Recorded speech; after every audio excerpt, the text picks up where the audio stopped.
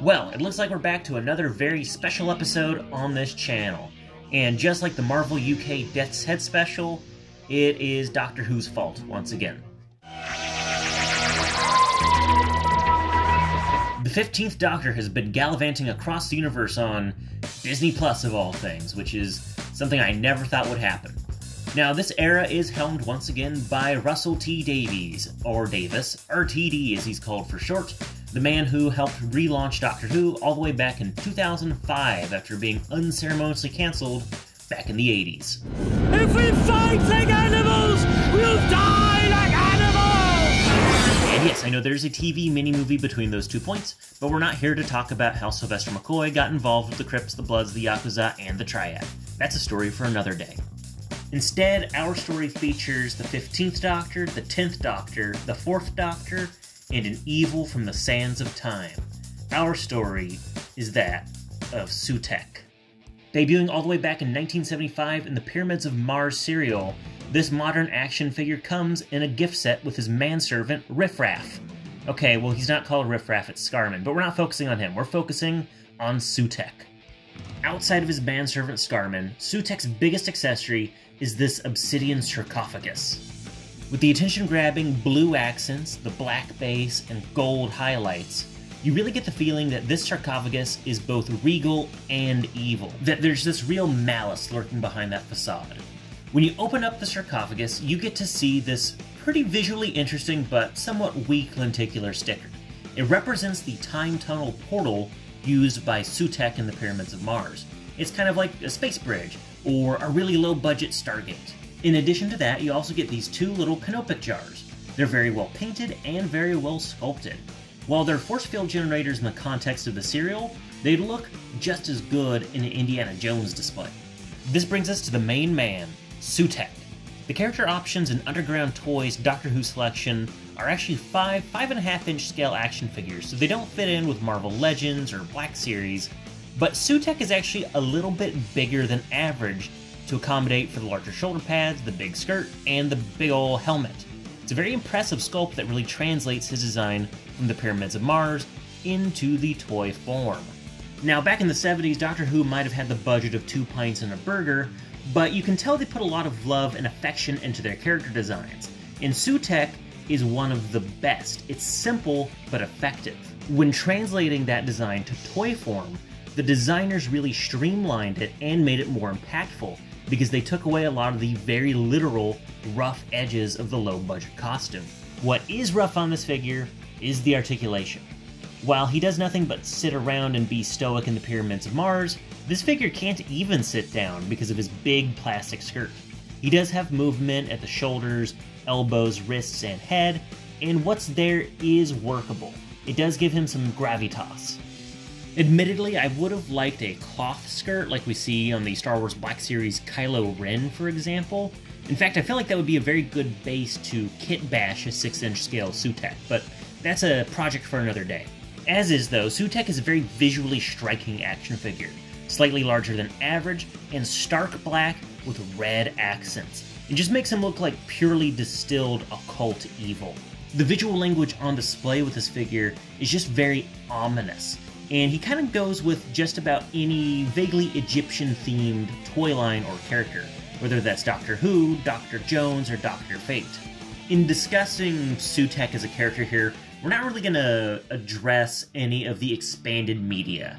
So no comics, no novelizations, no Big Finish, and for God's sake, no Faction Paradox. We're just going to kind of keep it to what we see on the TV. Despite being written as a one-and-done villain back in the Pyramids of Mars, anytime Sutekh is really brought up in fiction, he's kind of subject to power scaling and power creep.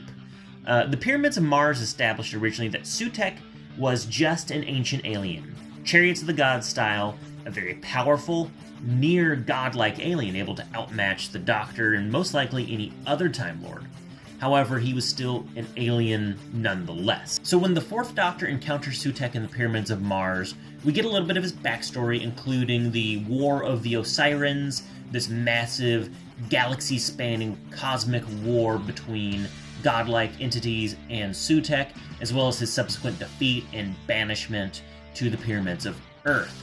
And during that, we get a little throwaway line from the Doctor about how pervasive and malignant Sutekh's evil is throughout the universe, that he has been known by many names, not only Sutekh, Set, Satan, or the Typhonian Beast, but also Satan. And this little tidbit brings us to the Impossible Planet in the Satan Pit of the 10th Doctor's era. These two episodes are probably Doctor Who's strongest foray into cosmic horror. And in some respects, it feels a little bit like Event Horizon, where, you know, they accidentally go, not to hell, but to Hellraiser, almost. And that's kind of true here, though it's a lot more subdued and tamed down.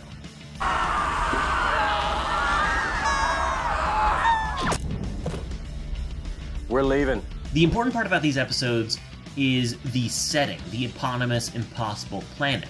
The Doctor is trapped here and discovers it is no ordinary celestial body, that it is in fact a prison for an entity known as the Beast. When the Doctor confronts the Beast at the center of the planet, we get a scene very parallel to that of Pyramids of Mars, where he learns that the Beast was banished here at or near the beginning of time after a massive celestial war. Not only that, but the Beast is essentially the manifestation of evil throughout the universe, that it is this pervasive darkness that spreads throughout time and space, which is why there are so many demonic horned figures throughout mythologies. He is the root of all evil. And we see when looking at these episodes together that both the Beast and Sutekh have to take very similar actions to free themselves from their imprisonment, as they are not able to physically free themselves. Instead, they have to use their near-reality warping powers to possess others and bend them to their will. Now, I fully admit, I don't believe Sutekh and the Beast are one-to-one parallels, and I don't believe that the Impossible Planet and the Satan Pit were written to be any kind of sequel or prequel to the Pyramids of Mars, rather a reimagining of a very similar concept. And in that respect, it leaves just enough wiggle room for fans and other writers to interpret the Beast and Sutekh as manifestations of the same evil. That this is the same evil known by different names and taken different forms. Though I will say there is one distinct fun fact that squarely ties the two together, and that is the fact that the Beast and Sutekh are both voiced by Gabriel Wolfe. So going from the 4th Doctor's Pyramids of Mars to the 10th Doctor's Impossible Planet and Satan Pit, we see that Sutekh has been elevated from ancient alien to a much more nebulous entity. And taking the 15th Doctor's Legend of Ruby Rose and Empire of Death, it seems like that has been elevated even further to make Sutekh a full, paranormal, extra-dimensional entity. Just real quick, I'm a little peeved at Doctor Who fans online for being able to shock call Sutekh as the big bad of this season. Not because of any massive lore dumps, but because there was sand in one preview and a character named Susan, who's the head of a tech firm, Sutekh. I mean, that's some serious grasping at straws and actually dissuaded me from thinking Sutekh was going to be in this season, so good job, I guess. However, there was one major scene that should have cued me in immediately that Sutekh was involved, and that is in the Devil's Cord. Lightning round. The year is 1963, and an interdimensional deity called the Maestro has been stifling human creativity and music. This will cause the end of Earth and the end of the universe, and the Doctor and Ruby Sunday, our new companion, are the only ones who notice something's wrong. Roll to record. And a 3, 2, 1. I've got a dog, he's called Fred. My dog is alive, he's not dead. I love my dog, he loves me too. I haven't got a cat, only a dog. What the fuck is this piece of shit? Yes, the world will end with shitty music. So our TARDIS team has a little bit of a freak out after encountering the Maestro, and Ruby Sunday asks the Doctor why they can't just run away. The world couldn't have ended in 1963, she is living proof. She's from the year 2020 something. The Doctor takes her to the TARDIS and sends her back to the future, where they both see nothing but desolation and destruction. These plot beats are one-for-one parallel with the Pyramids of Mars. After encountering Sutekh in 1911, Sarah Jane Smith asks the Doctor why they can't just run away. Her logic being Sutekh didn't destroy the world in 1911, after all, she's from 1980. So the Doctor hops in his TARDIS, takes her back to the future, and once again, we see nothing but desolation and destruction. Sutekh did indeed destroy the world in 1911 without the Doctor's intervention. So with this season focusing on the paranormal, the supernatural, and all things spooky, how will the Doctor defeat Sutekh, an entity that is now gone beyond ancient alien to God above all gods, the embodiment of death itself? I don't know, we'll just have to find out in this season finale. Mr. Worf. Fire.